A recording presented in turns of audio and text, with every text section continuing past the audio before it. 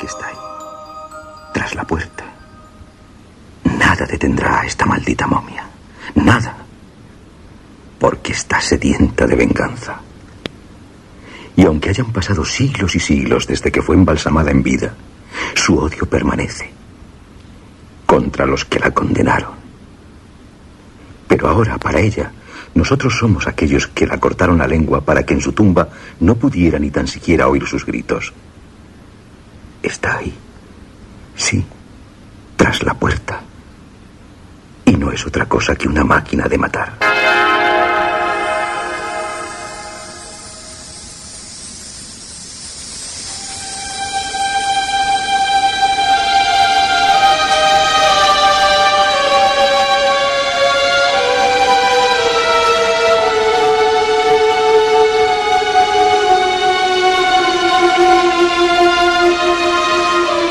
Esta noche lo sabrán todo acerca del mito de la momia en el cine. Trataremos en este programa de todas las películas con historias de momias, tal como estamos seguros ustedes desean. Todos los miembros del Club Historias, al que para pertenecer solo se requiere el escuchar este programa, su programa.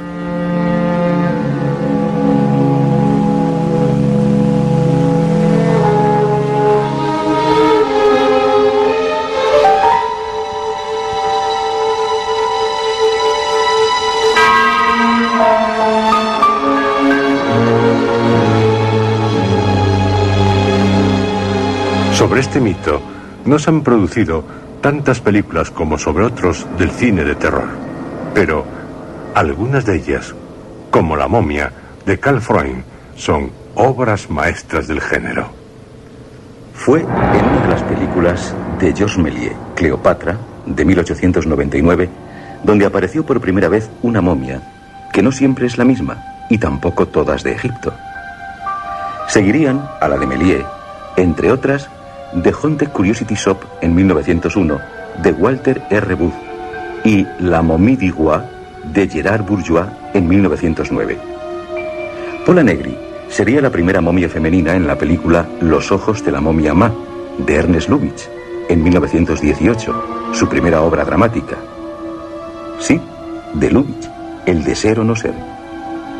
De 1920 tenemos Una mummia, una donna e un diplomático, de Camilo de Riso, y de 1923, La momia, de Norman Taurog.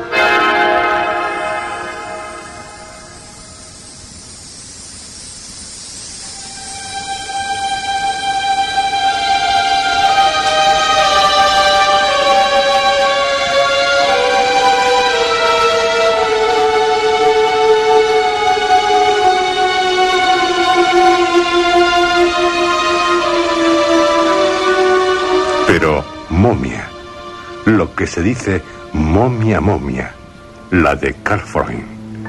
La película está basada en una novela popular de Nina Wilcox Putnam y Richard Sayer, aunque tiene mucho del Anillo de Thoth de Conan Doyle.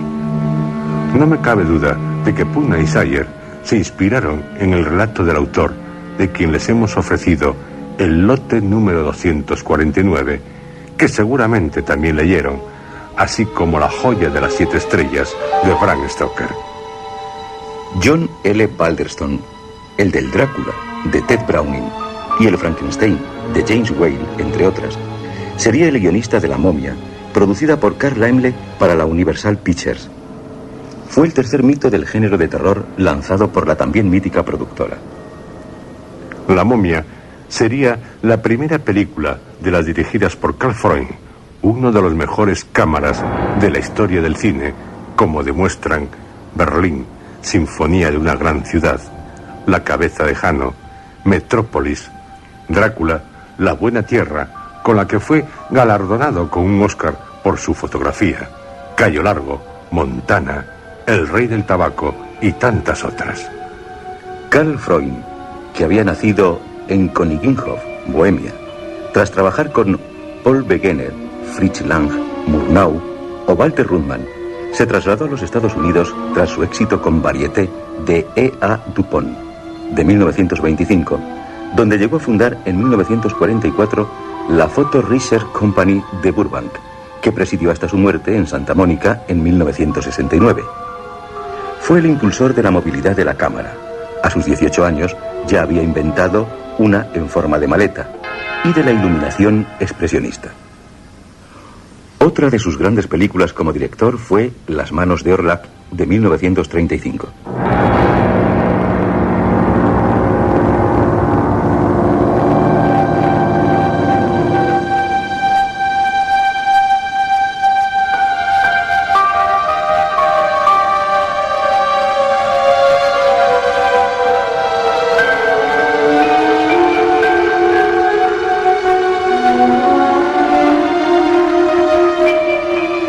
La necrofilia está presente en el argumento de La momia de Carl Freund, y también otro mito, el de La Bella y la Bestia. ¿Qué se nos cuenta en esta película que asombró, aterró y cautivó al público? La historia de una momia rediviva, la del sacerdote Imhotep, encarnado por Boris Karloff, toda una gran estrella por entonces de la Universal, tanto que en los títulos de crédito, al principio de la película, solo aparece su nombre, igualando así a Greta Garbo. Boris Karloff, muy en su papel, tenía que someterse durante 4 horas al día a unas sacrificadas sesiones de maquillaje a cargo del extraordinario Jacques B. Pierce, todo un mago del maquillaje que ya lo había tratado en Frankenstein para lograr una perfecta caracterización como momia. Pierce llegó a utilizar hasta trozos de carne para darle al rostro de Karloff el aspecto de una terrorífica momia rediviva. Una actriz salida del anonimato, Zita Johan, hizo doblete interpretando a Helen Grosvenor, hija del gobernador de Sudán, y a la princesa Anke-Setnamon. David Manners encarna a Frank Wempel y Edward von Sloan al Dr. Müller. La película, que sigue un discurso narrativo semejante al Drácula de Browning, llegando a ver planos muy semejantes, como el de la muchacha descansando en un sofá, cuenta con secuencias magistrales que no necesitan ni la apoyatura de música. Por ejemplo, cuando la momia despierta, que heló la sangre al público, bastando para ello con un lento alzar de párpados que deja entrever unos ojos turbios.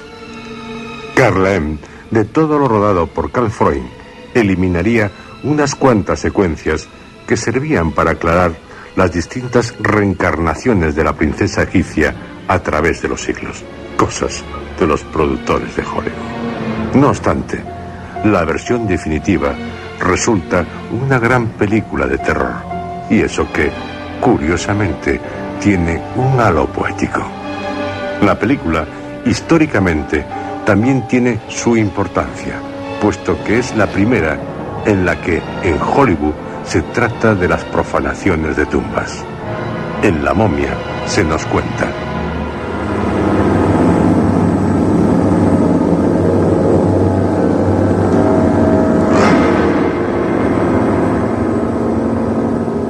En Egipto, en el verano de 1921, se encuentra en unas excavaciones arqueológicas la tumba de Imhotep, Boris Karloff, en cuyo sarcófago se dice que fue sumo sacerdote del Templo del Sol de Karnak. Deducen, por el dramático aspecto que ofrece la momia, que Imhotep no tuvo una muerte agradable. Fue enterrado vivo, luchando por librarse de las vendas, por traidor o por sacrílego. También por el sello sagrado que guía al alma en su viaje al más allá, al estar roto, saben que fue condenado tanto en este como en el otro mundo. Imhotep fue embalsamado vivo junto al papiro sagrado de Tot, por el que se alzó a Osiris de entre los muertos, que pretendió robar para volver a la vida a una vestal. Todas las vestales por entonces eran princesas, e Imhotep estaba enamorado de la princesa Anok-Senamón. En un cofre, con el sello de Amenofis intacto, descifran un jeroglífico en el que se amenaza con el castigo eterno para quien lo abra en nombre de Amon-Ra, rey de los dioses. El Dr. Müller, Edward van Sloan, el profesor Van Helsing del Drácula de Todd Browning, una autoridad en ciencias ocultas le ruega al egiptólogo Sir Joseph Whemple que no abra el cofre. Pero mientras ellos discuten fuera de la tumba, un joven arqueólogo, Bramwell Fletcher, ayudante de Mr. Whemple, no resiste la tentación de saber lo que contiene. Y al descifrar el papiro que encuentra, el de Thoth, por el que se puede resucitar a los muertos, hace que la momia vuelva a tener vida.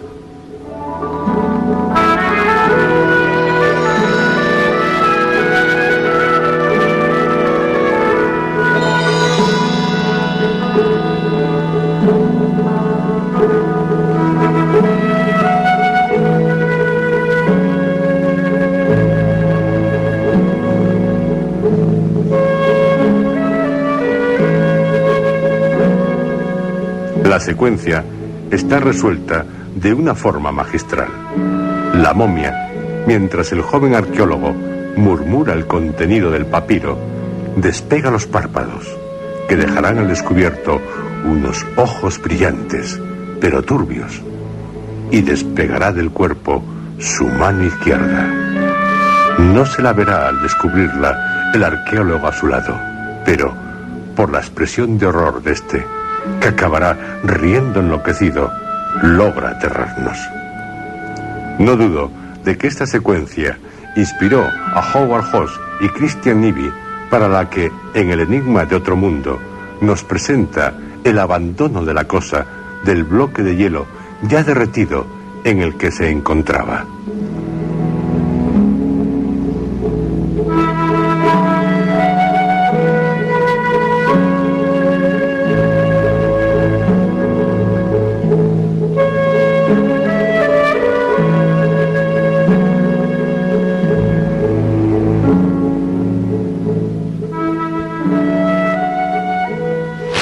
Y la momia continúa en el verano de 1932 con otra expedición arqueológica del Museo Británico, siendo uno de sus componentes Frank Whemple, David Manners, el John Harker de Drácula, hijo de Sir Joseph Whemple, el afamado egiptólogo.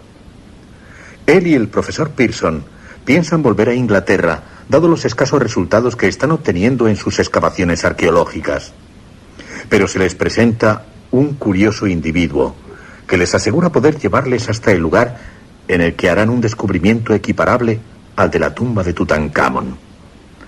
Tal individuo se trata de Imhotep, que oculta su verdadero nombre presentándose como Ardath Bey. Y los arqueólogos le seguirán, aunque no muy convencidos, hasta el lugar que les indica, donde ordenan excavar.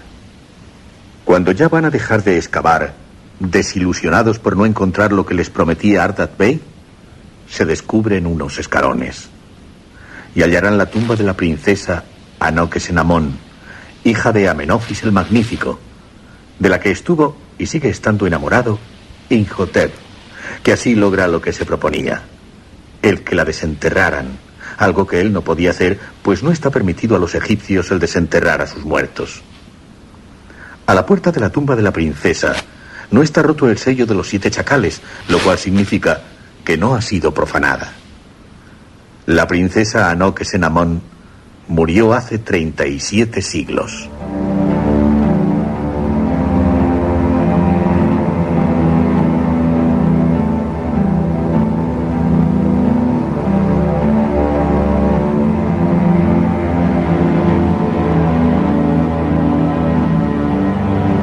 Comprobarán que el discurso narrativo de la momia es semejante al del Drácula de Ted Browning, algo que no es de extrañar. La productora Universal Pictures, la misma, así como del Frankenstein, de James Whale. En las tres, el mismo productor, Carl Laemmle Jr., y el mismo guionista, John L. Balderston. El director de la momia, el director de fotografía de Drácula. Varios de sus intérpretes también los mismos. ¿Y para qué seguir? Está claro que tal discurso narrativo, si fue bueno para Drácula y Frankenstein, también lo sería para la momia. Y no se equivocaron. Hay escenas, como la del enfrentamiento del Dr. Müller al falso Ardath Bey en la momia, y el enfrentamiento del doctor o profesor Van Helsing, que además es el mismo actor, a Drácula, prácticamente iguales. Tanto la momia como el vampiro levantarán su dedo amenazador. Si Edward Van Sloan en Drácula era un cazavampiros, en La momia es, pues qué otra cosa podría ser, un cazamomias. Y si en Drácula la acción sigue con los titulares de un periódico londinense, en la novela El de Daily Graph, dando la noticia de un siniestro total en la goleta Vesta, diezmada menos por la tormenta que por el vampiro, en La momia la acción continúa con los titulares del periódico El Correo Egipcio. En ellos se lee: descubierta intacta la tumba de una princesa. Sir Joseph Wemple llega de Inglaterra para supervisar el portentoso descubrimiento. La momia de la princesa, así como su ajuar funerario, se encuentran expuestos en una sala del Museo del Cairo. Anok-Senamón, que murió en el año 1730 a.C., siendo descubierta 3.700 años más tarde, perteneció a la 18ª dinastía. Imhotep, en tal sala, contempla nostálgico a la momia que tanto amó. Pero entra el profesor Wemple para rogarle que se vaya, pues el museo ya está cerrado. Imhotep se presenta con su falso nombre. Soy Ardath Bey. Lo cual constituye una sorpresa muy agradable para el profesor, que le recuerda que gracias a él se descubrió la tumba de la princesa, por lo que puede considerar el museo como su casa. Le invita a pasar a su despacho y, estando en él, llega Frank Wemple, que no deja de sorprenderse por la presencia del falso Ardath Bey, que desapareció tras ser hallada la tumba de Anok-Senamón. Ardath Bey, tras decirle que se fue de la excavación por tener que atender a otros asuntos, no queriendo entretenerles más, se va del despacho. Lo veremos junto al sarcófago de la princesa, leyendo el papiro, murmurando: Anok-Senamón, Anok-Senamón. Una guapa chica en una fiesta, de la que sabremos tiene sangre egipcia, baila animadamente. Se trata de Helen Grosvenor, Zita Johann, hija del gobernador de Sudán, que llegó acompañada por el doctor Müller, fijándose en ella el joven Frank. Pero de repente, la chica queda como en un trance hipnótico, y dejando de bailar, pasando por guardarropía, sale y pide a un taxi que la lleve al Museo del Cairo. Helen, acudiendo a la llamada de Imhotep, intenta entrar en el museo, suplicando en la puerta, siendo observada curiosamente por Frank y su padre, que ya se disponían a irse en coche. Frank llegará a tiempo para cogerla en sus brazos, pues Helen tiene un desmayo. Se la llevan a la mansión en la que residen en el Cairo. Helen murmurará algo que sorprende al egiptólogo. Se trata de unas palabras dichas en un idioma antiguo de Egipto que no se ha oído en ninguna parte desde hace 2000 años. Y menciona un hombre del que nadie habló desde el asedio de Troya. Mientras, en el museo, Imhotep intenta robar el papiro de Thoth, pero un vigilante, al que dará muerte, se lo impide.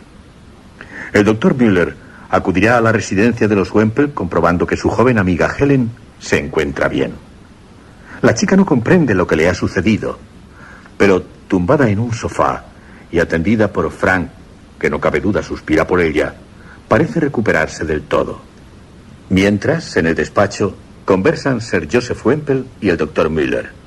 Wemple le dice a Müller que Helen mencionó a Imhotep, lo cual alerta al experto en ciencias ocultas, que pregunta qué hacía el tal Ardath Bey en el museo.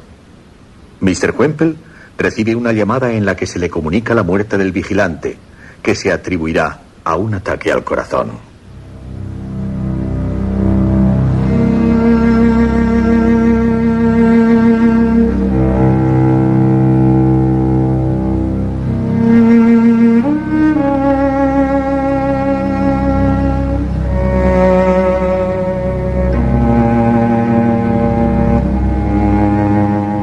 Amina, en Drácula, la dominaba hipnóticamente el vampiro.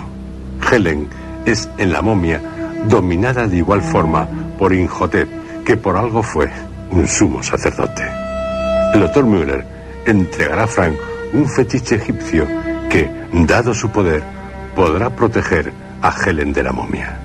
En Drácula se protegerá a Mina con un crucifijo. Y poco a poco, la historia de la momia se precipitará hacia su final, en un discurso narrativo cada vez más parecido al de la película de Todd Browning. Ardath Bray se presenta en la mansión de los Wemple, hipnotizando en cuanto entra a un sirviente nubio que pasa a ser siervo de él. Entra en el salón, donde Helen se encuentra sola en un semisueño. Frank se ha reunido con su padre y el doctor, del que despierta al ser mirada atentamente por Imhotep, que ve en ella a su amada. Ella lo mira cada vez más fascinada por él. Hay algo que parece unirles. Será Imhotep, en su casa, a la que acude Helen, quien le cuente lo ocurrido en un pasado, en un flashback intenso, en el que la actriz Zita Johann también encarna a la princesa. Ardath Bey, de quien el doctor Miller ya no tiene dudas en cuanto a su verdadera personalidad, pedirá que se le entregue el papiro de Todd. Devuélvanme el papiro o morirán. Pero Wemple no lo hará. Y maldecido desde su casa por Imhotep, morirá. El nubio cogerá el papiro que el egiptólogo iba a quemar, tal como le encomendó el doctor Miller, y se lo entregará a Imhotep. Helen descubrirá, mirando el relieve del sarcófago en el que está la momia de la princesa, que su rostro es igual al de ella. Imhotep quemará la momia de Anok-Senamón, pidiendo a Helen que ocupe su lugar. Helen, vestida de princesa egipcia, no está dispuesta al baño de natrón, carbonato sódico usado en fábricas de vidrio, jabón, tintes, con el que el sumo sacerdote vería cumplido su deseo. Cuando va a clavarle un puñal, aparecen Frank, su padre y el doctor Miller. Frank, por cierto, se salvó de morir como su padre gracias al fetiche que aún no habían entregado a la chica. Pero será la estatua de Isis, que cobra vida al oír a Imhotep leer el papiro de Todd, quien destruye a la momia redimida con un rayo de fuego que lo convierte en polvo. Maldición de los dioses.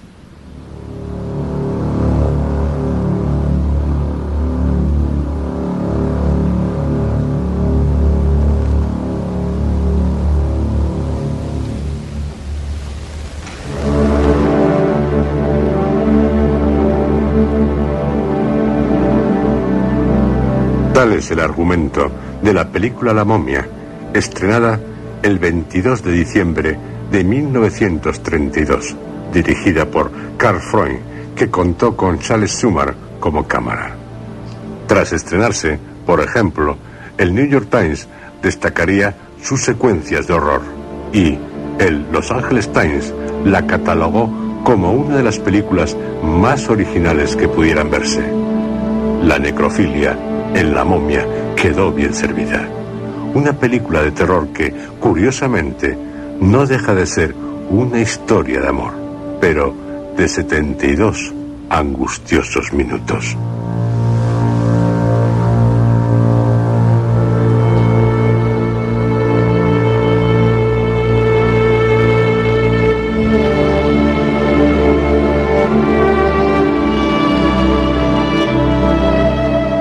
Al año siguiente, en 1933, Boris Karloff encarnará a un tal Morland en la película The How, producida por la Gaumont British, siendo dirigida por T.H. Hunter.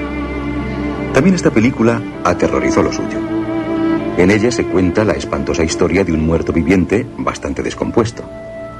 Una preciosa joya, la luz eterna, robada de una tumba egipcia, llega a ser propiedad de Morland, profesor que cree en el poder de los antiguos dioses de Egipto, y está convencido de que la joya le convertirá en un ser inmortal.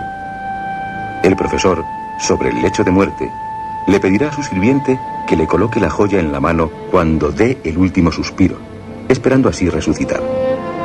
Y efectivamente resucitará, con ánimo de vengarse de ciertas personas. Pero su resurrección no resultará como él creía.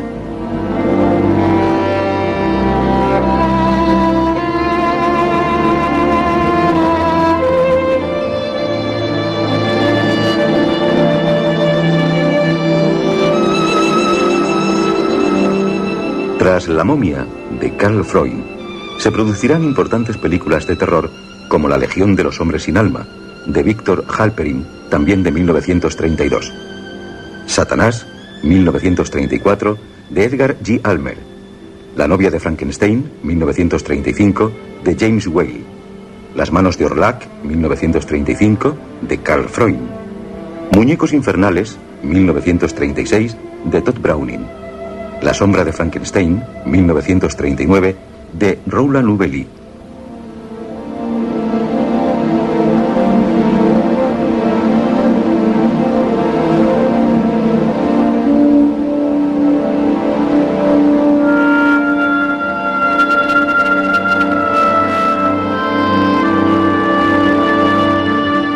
Será en 1940 cuando se vuelva al mito que nos ocupa con la película La mano de la momia, también de la Universal. En esta película, de Christy Cavan, la momia no es encarnada nuevamente por Boris Karloff, no quiso hacerlo, y sí por Tom Tyler, hasta entonces más bien dedicado a las del oeste. Este actor, al año siguiente de La mano de la momia, alcanzaría una gran popularidad al interpretar el serial de 12 episodios Las aventuras del Capitán Marvel, que en España se tituló Las aventuras del Capitán Maravillas. Popularidad que no menguó al interpretar en 1943 The Phantom, otro serial, este de 15 capítulos. Para nosotros, El hombre enmascarado. La momia, entre otros, tendrá que enfrentarse, y esto no deja de ser una curiosa anécdota, a un joven John Wayne que en el año anterior había triunfado con La diligencia de John Ford. En esta película y en las secuelas que tuvo, la momia se llama Caris, que no es sumo sacerdote y sí príncipe, y la princesa Ananka. ¿Quiénes son Caris y Ananka? Lo que se cuenta es válido para La mano de la momia y sus secuelas, La tumba de la momia, El fantasma de la momia y La maldición de la momia. En Egipto, hace 3000 años, muere la princesa Ananka, hija del faraón Amenofis. Caris, un príncipe de la casa real enamorado de ella, no se resigna a no verla nunca más, decidiéndose a robar en un templo un cofre que contiene hojas de tana, que está a los pies de la estatua de Isis. Tales hojas, preparadas con una fórmula mágica, resucitan a los muertos. Isis, ante tal robo, se enfurece, llegando a señalarle acusadoramente y provocando la ira de todos los dioses. Caris, aunque aterrado, va a la tumba de su amada Ananka con la intención de devolverle la vida, pero es detenido, siendo llevado a presencia de Amenofis, que le condena a ser momificado en vida por haber cometido un acto sacrílego. Y, como se dice en el papiro sagrado de Thoth, el que es condenado por cometer sacrilegio deberá sufrir una lenta e interminable agonía. Por lo que a Caris, en la sala en la que es embalsamado en vida, se le corta la lengua para que así sus gritos no pueda oírlos. Se le entierra en el Valle de los 7 Chacales, donde también está enterrada Ananka en una tumba anónima. Solo los sacerdotes del templo de Arcón saben dónde está la tumba de Caris, en la que se ha guardado el cofre con hojas de tana, tal como ordenó Amon-Ra, para que siempre, siendo inmortal, preserve a Ananka de toda profanación.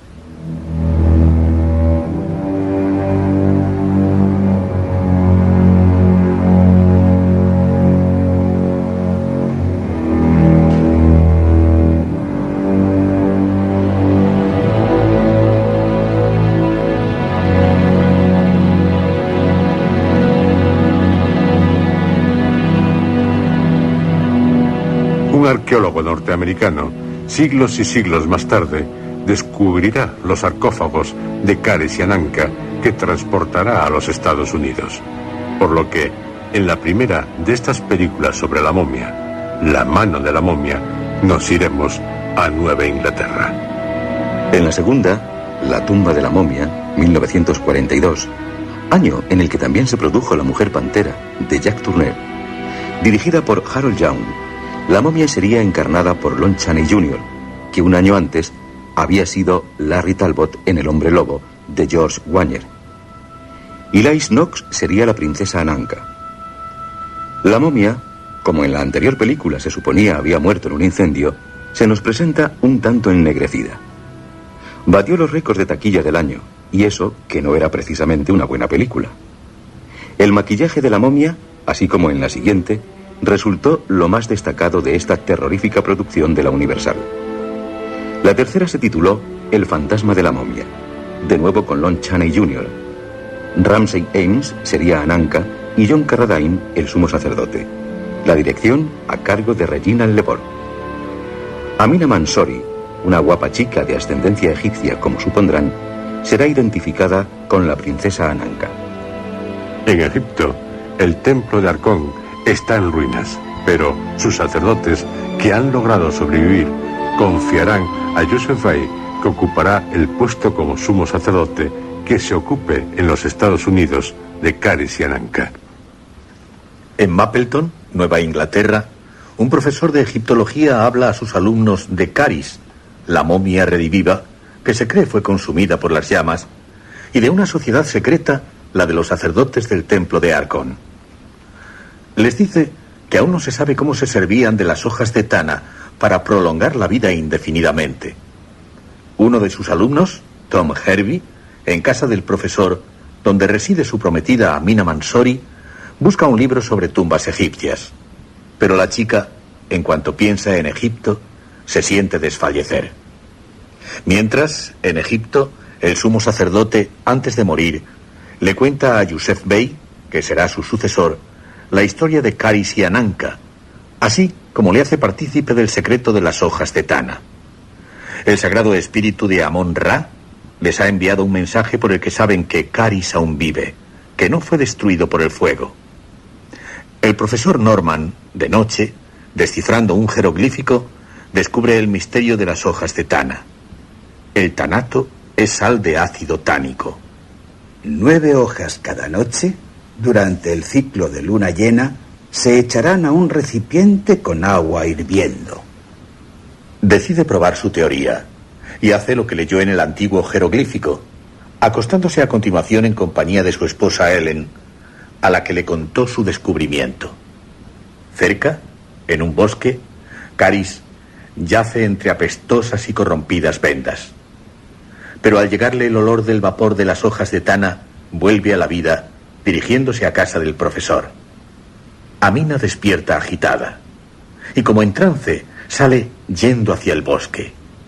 Caris, tras estrangular al aterrado profesor, toma el recipiente con las hojas de tana y vuelve al bosque, donde Amina, al verle, cae desmayada, dejándose ver en un brazo una extraña señal de nacimiento en forma de escarabajo.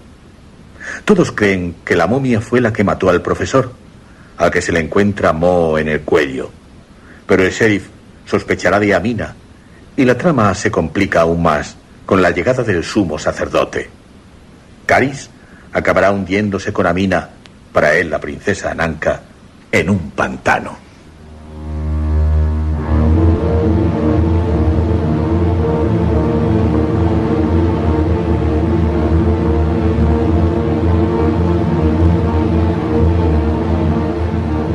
La maldición de la momia, de 1944, fue la cuarta película de la Universal sobre tan espantoso personaje.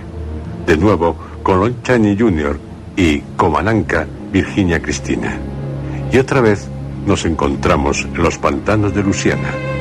Por entonces, se creyó que la momia ya no daba para más.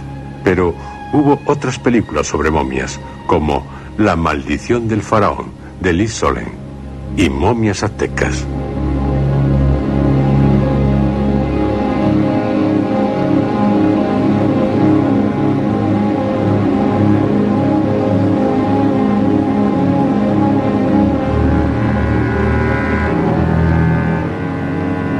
El cine mexicano, tan dado a lo fantástico, no podía dejar de tratar la momia.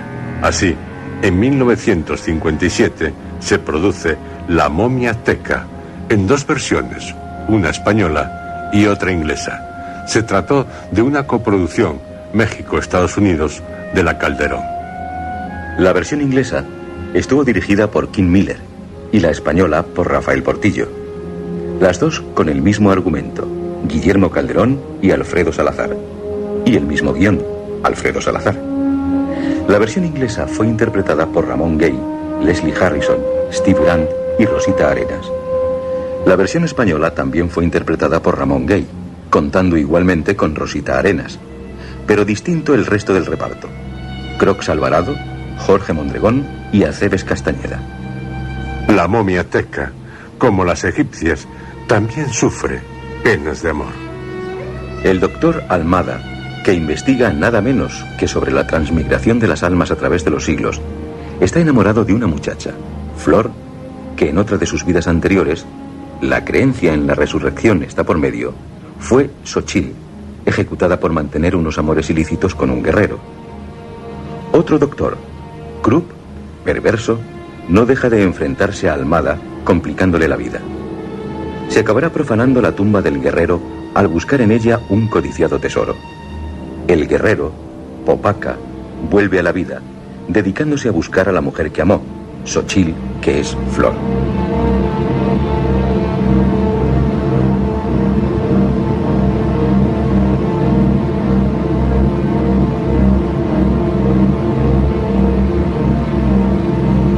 La película La momia azteca, no precisamente por su calidad, tuvo un gran éxito, por lo que no se dudó en que tuviera su continuación.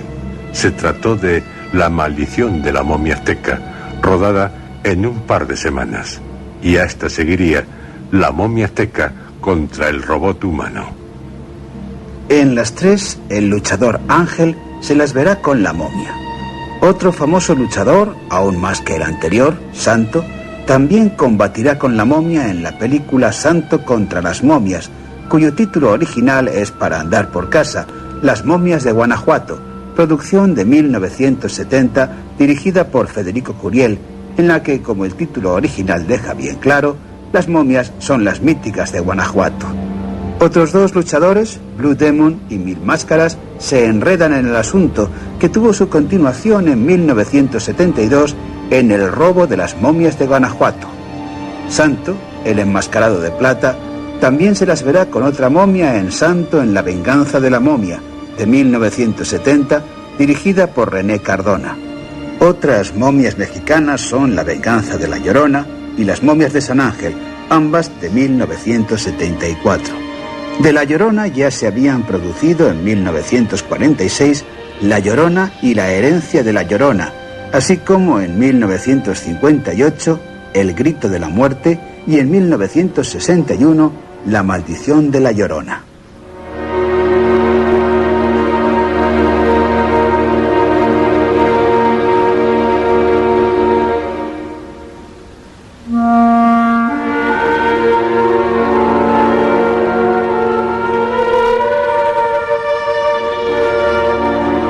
Finalizado el paréntesis del cine mexicano con momias, recordemos la película La momia de 1959 de Terence Fisher, producida por la Hammer.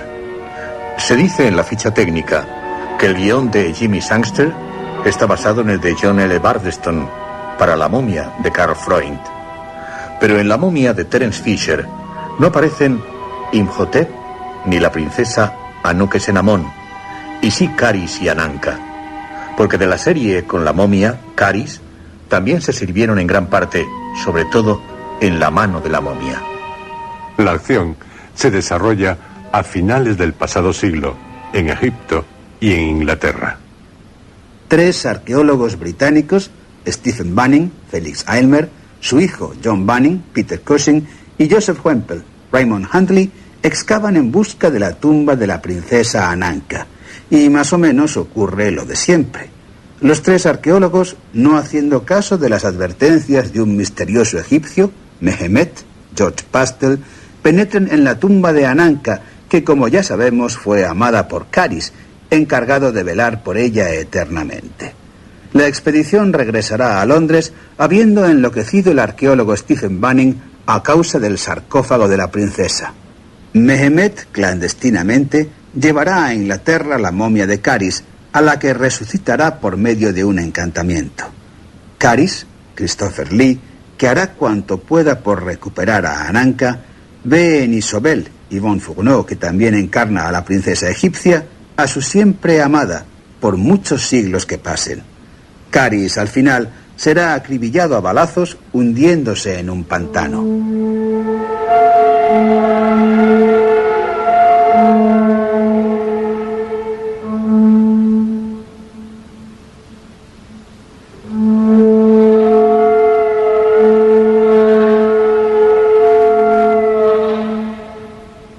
Terence Fisher, cómo no, para la Hammer ya había dirigido La maldición de Frankenstein, 1957, y Drácula y la venganza de Frankenstein, en 1958, con gran éxito.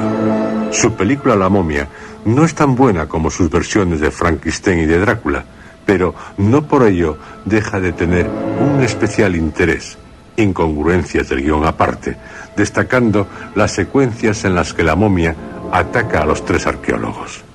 Michel Carreras, para la Hammer, volverá a producir otra película sobre la momia en 1964, La maldición de la tumba de la momia, dirigida por él mismo.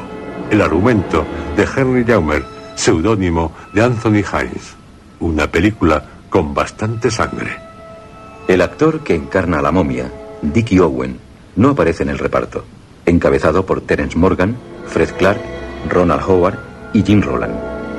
La acción a principios de este siglo en Egipto y en Inglaterra. Unos arqueólogos y la hija de uno de ellos descubren la sepultura real de Ra-Antef, del que sabremos fue hace siglos asesinado por su hermano. Tiene al cuello un medallón conteniendo el secreto de cómo volverle a la vida. Y no nos olvidamos de Mummy's Rout, 1966, de John Gilling, ni de Sangre en la tumba de la momia, algo basada en la novela de Stoker, La joya de las 7 estrellas, de 1971, en la que su director, Seth Holt, falleció durante el rodaje, siendo sustituido por Michael Carreras. Valerie León encarna a la sanguinaria princesa Tara.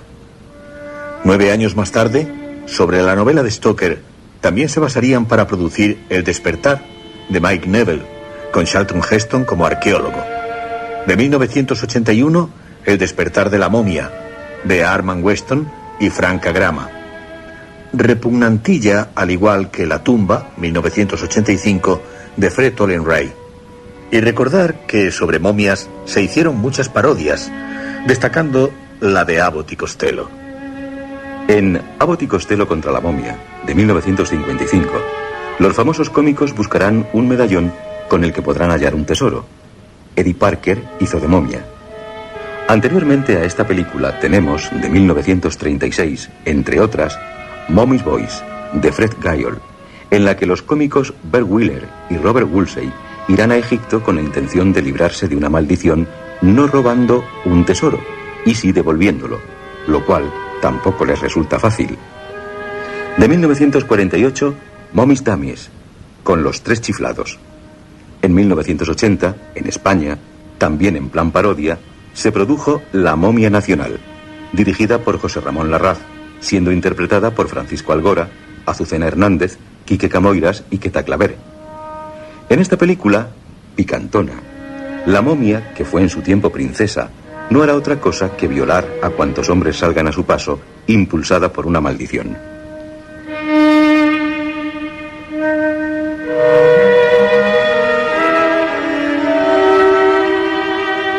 En nuestro cine, en rara ocasión, se trató el mito de la momia y, salvo en rara excepción, con poca fortuna.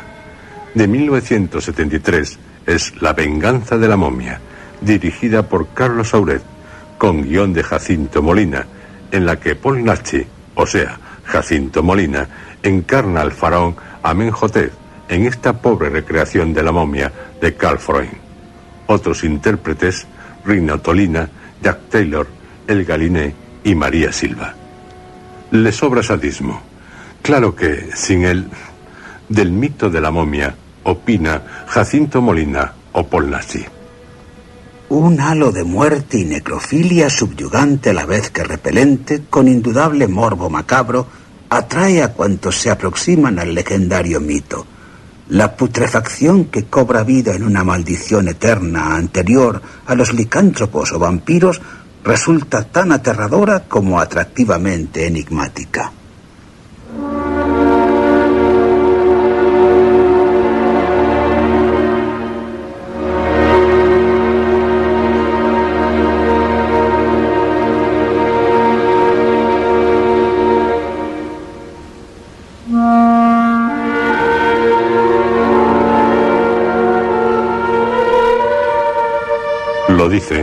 en su libro Crónicas de las Tinieblas. Otras momias, como la de la madre de Norman Bates en Psicosis, 1961, de Alfred Hitchcock, son otra historia.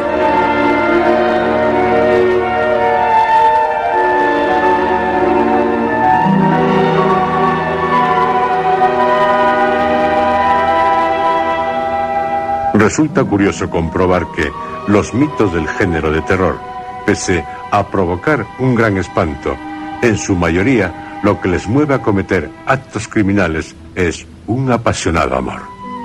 Por ejemplo, la criatura de Frankenstein, estudiante, pero aún no doctor, se vengará de su creador cuando éste le niega el darle una hembra.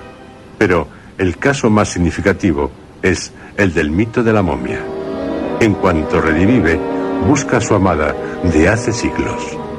Es el relato El anillo de Thoth el que, en mi opinión, expone con mayor acierto lo planteado. Por algo, Conan Doyle hará decir a quien fue hijo del sumo sacerdote de Osiris en el gran templo de Avaris. Comprobará contándole mi historia que soy más digno de inspirar lástima que temor. Podemos decir lo mismo de la momia. Tal vez, aunque, como hemos comprobado, tanto en la literatura como en el cine, hay momias y momias.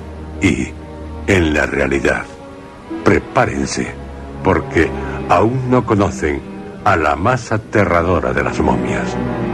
Una momia que solo desea matar. ¿Por qué? Ya lo sabrá, pero les aseguro de que les hará temblar. Una momia que vuelva a vivir, tal vez, cerca, muy cerca de usted. Y usted, como cualquiera, puede ser una de sus víctimas.